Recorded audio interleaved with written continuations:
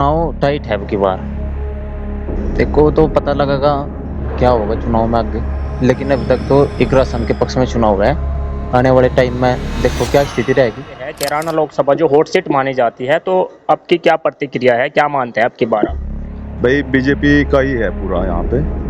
और गांव में भी जो मतलब पक्ष विपक्ष सब एक हो चुके हैं, तो गांव से भी बड़ी काफी उम्मीद है। नमस्कार, मैं मौजूद हूँ गंगो विधानसभा के गांव ढाईकी में और चुनावी बिगुल बज चुका है। वहीं पर कुछ युवा साथी हमारे साथ हैं, बातचीत करेंगे।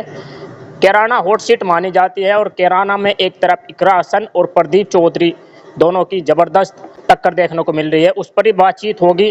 और हमारे साथ में समस्त युवा साथी हैं, बातचीत करेंगे और जानकारी लेंगे। सर, सबसे पहले आपका स्वागत है, अपना नाम बताओ। रोहित चौधरी जी। जी। पहला प्रश्न हमारा ये है, कैराना लोकसभा जो हॉट सीट मानी जाती है, तो क्या मानते हैं आपकी बार? देखो जी चुनाव टाइट है अब की बार। देखो तो पता लगेगा क्या होगा चुनाव में आगे, लेकिन अभी तक तो इक्रासन के पक्ष में चुनाव है। आने वाले टाइम में देखो क्या स्थिति रहेगी। तो जैसे ये भाजपा जो उम्मीदवार है वो कह रहे हैं अब की बार 400 पार, तो आपको लगता है? नहीं जी, वो उनका मत है, वे 400 पार का नारा दे रहे हैं, लेकिन वो तो जनता के हाथ में है ना 400 पार का नारा, कि जनता क्या करेगी। 19 तारीख को वोट पड़ेंगे, यहाँ और जगह अलग अलग तारीख में है, वो तो जनता के हाथ में है। जैसे आप युवा हैं और कुछ युवाओं का कहना ये है कि बेरोजगारी है, तो आप क्या मानते हैं? नहीं, बेरोजगारी भी है जी। सबसे बड़ा मुद्दा बेरोजगारी का भी है युवाओं का, वो इसलिए थोड़े उठ रहा।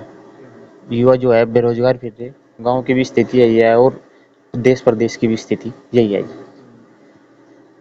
चलिए, कुछ और भी हमारे साथ में पढ़े लिखे युवा साथी हैं, बातचीत करेंगे। सर बताइए, क्या नाम है आपका? जी, मेरा नाम विपिन कुमार सिंह है और संजय चौधरी, आपका यहाँ गांव ढाईकी में स्वागत है। और विपिन जी, हमारा पहला प्रश्न आपसे ये है, कैराना लोकसभा जो हॉट सीट मानी जाती है, तो आपकी क्या प्रतिक्रिया है, क्या मानते हैं आपकी बार? भाई बीजेपी का ही है पूरा यहाँ पे। और गांव में भी जो मतलब पक्ष विपक्ष सब एक हो चुके हैं, तो गांव से भी बड़ी काफी उम्मीद है। और बाहर क्षेत्र में भी हम देख रहे हैं, तो अच्छा मतलब रिजल्ट्स उम्मीद है इस बार बहुत बेहतर परिणाम, 2019 से भी अच्छे परिणाम इस बार आने का काम होगा जी। और जो बार बार विरोध कर रहे हैं लोग, तो आप मानते हैं ये उनका विरोध करना सही है? सबसे पहली बात तो ये है कि आप प्रदीप चौधरी जी जो हमारे सांसद जी हैं, हम तो उनकी सादगी से बहुत कायल हैं भाई, उनकी सादगी जो है। और दूसरी बात यह है, वो बेचारे कर्मठशील व्यक्ति हैं, लगातार क्षेत्र में रहते हैं। और अंशुमन भाई भी रहता है, अनिमेश भी भाई फील्ड में रहते हैं, तो काफ़ी प्रभावित हैं व्यवहार से, शालीनता है। तो क्षेत्र में काफ़ी विकास किया है। हम शामली में जाते हैं तो हम शामली को पहचान नहीं पाते। शामली को वो गति उन्होंने दी है कि हम शामली को पहचान नहीं पाते कि वही शामली है, वरना हम घंटों वहाँ जाम में फंसे रहते थे जी।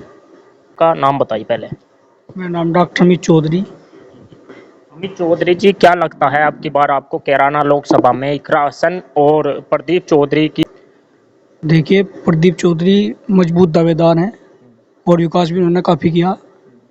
गांव में भी, बाहर भी, हम दूसरी दिशाओं में भी जब शामली इधर पटेट साइड में, तो बहुत अच्छे रोड हैं, सब कुछ बिल्कुल। लोग जो हैं उनसे बहुत खुश हैं जी। अच्छा, जो भाजपा का आपकी बार नारा है, आपकी बार 400 पार, तो वो 400 पार कैसे हो रहा है, क्या मानते हैं आप उसमें? देखिए, ये मुद्दे हैं इसमें। मोदी जी ने बहुत जो है गरीबों को बहुत जन कल्याणकारी योजनाएं दी, इससे लोग प्रभावित हैं, इसलिए जो है 400 पार का नारा दिया गया। पहले 200 300 कितनी सीट आई थी, अब की बार 400 का नारा है, ये बिल्कुल पूरा होगा।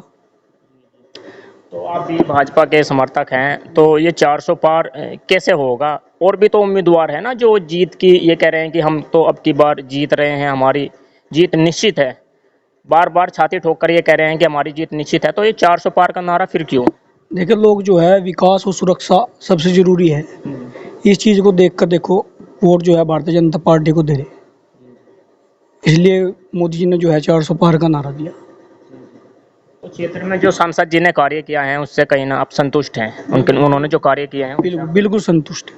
चलिए, कुछ और भी पीछे बैठे हुए हैं युवा साथी, उनसे बातचीत करेंगे। और आज हम मौजूद हैं गंगो विधानसभा के गांव ढाईकी में। सर, नाम बताइए अपना। मेरा नाम अनुज है।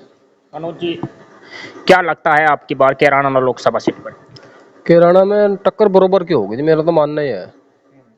हाँ, प्रदीप चौधरी की और एक राशन की बरोबर की टक्कर है कि थोड़े बहुत ही हार जीत होगी। तो आप जैसे युवा हैं तो क्या चाहते हैं आप? हम तो क्या चाहें जी, हम तो भाइयों के साथ हैं और क्या जी। युवाओं का कहना है कि सरकार में बेरोजगारी है, पढ़ाई लिखाई करने के बाद नौकरी नहीं मिलती हमको। नहीं, ऐसा तो कुछ नहीं है जी, देखो ऐसा नहीं है, पढ़ाई लिखाई होने के बाद भी नौकरी भी है। किसानों के ये मुद्दे रहते हैं कि महंगाई है और समय से हमको खाद या बिजली की ऐसी दुविधा मिलती है।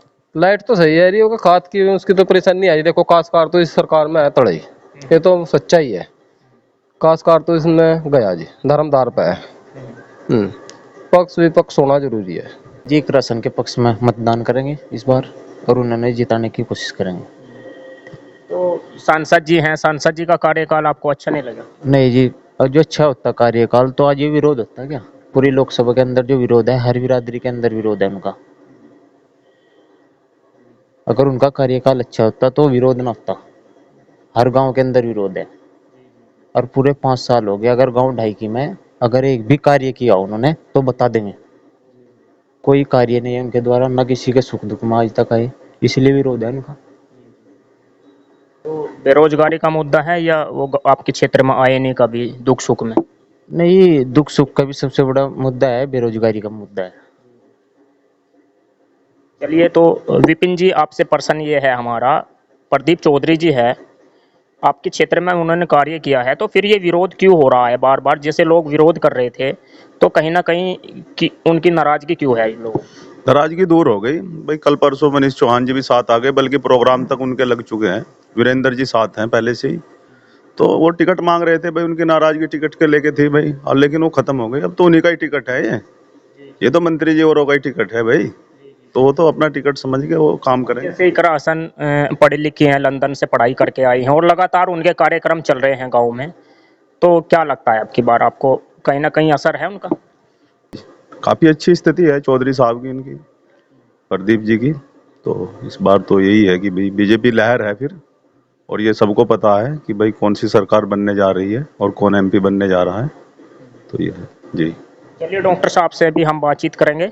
डॉक्टर साहब, आपसे प्रश्न हमारा ये है, प्रदीप चौधरी के जो कार्य किया है, प्रदीप चौधरी ने कार्यकाल में कौन कौन से कार्य किए हैं आपके क्षेत्र में? हमारे यहाँ पर भाई गांव में सीसी बनवाई और ये जो है दुख सुख में सबके में आते जाते रहे। थोड़ा सा मनमुटाव हुआ है लोगों को, सबको तो टाइम नहीं दे सकते, इसलिए थोड़ा सा जो है मनमुटाव की बार सुधार करेंगे थोड़ा, और लोगों के बीच में ज़्यादा उन्हें टाइम देना पड़ेगा, बस यही है।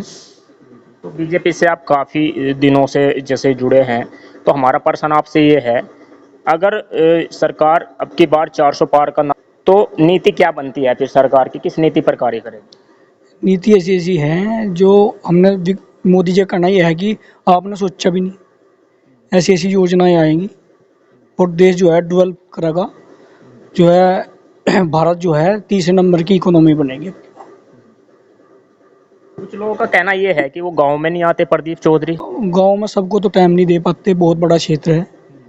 ठीक है, लोगों का मन मुटाव है, हम भी इस चीज़ का थोड़ा वो है, उन्होंने आना चाहिए या किसी को भेजें, सबके दुख सुख में शामिल हो, गरीब अमीर सब बराबर होने चाहिए उनके लिए। ये नहीं है कि कोई विपक्षी है उसका ना हो, सबका हो, क्योंकि मैं सबके एमपी हैं, सांसद हैं, बस आगे से ये ध्यान रखें थोड़ा सा, और बिल्कुल 100% उनकी जीत है यहाँ से। प्रदीप चौधरी अगर कैराना लोकसभा से जीतते हैं तो गांव में आप क्या चाहते हैं, सबसे पहले क्या विकास कार्य चाहते हैं? गांव में देखो 2-4 काम है जो बच्चों के लिए हैं, हमारे जो युवा हैं, युवा साथी, उनके लिए ओपन जिम हो, स्टेडियम हो, और रोजगार का कोई साधन हो, या कोई लाइब्रेरी हो, या लाइब्रेरी बिल्कुल हमें होनी जरूरी है। बस यही है, थोड़ा सा उनसे वो कह के भी गए अभी कि ओपन जिम और स्टेडियम का प्रस्ताव जो है दिया हुआ है, जब वो पास हो जाएगा बनवा देंगे उसे। चलिए, तो मैं आज मौजूद हूँ गंगो विधानसभा के गांव ढाईकी में। वीडियो अच्छी लगे तो लाइक करें और एक प्यारा सा कमेंट करें, चैनल को सब्सक्राइब करें। धन्यवाद।